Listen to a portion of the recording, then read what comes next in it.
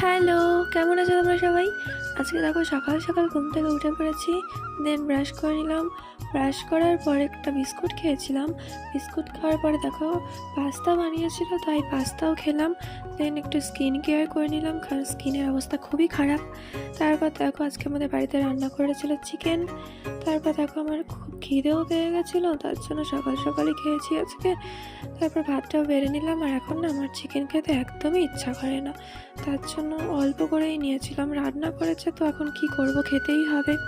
তারপর দেখো ভাত খাওয়া হয়ে গেল। দেন এখন আমি যাব পড়তে। তো বেরিয়েও পড়লাম পড়তে যাওয়ার জন্য। আমি কালকে রাত্রেই আমার রেজাল্টটা পেয়েছি, ঠিক আছে।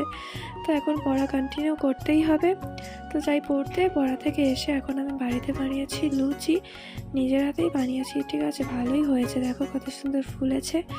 তারপর দেখো আমি বানিয়ে নিলাম এতগুলো লুচি। দেন আজকে ডিনারটা এটা দিয়েই করলাম। কেমন লাগলো জানিও। বাই।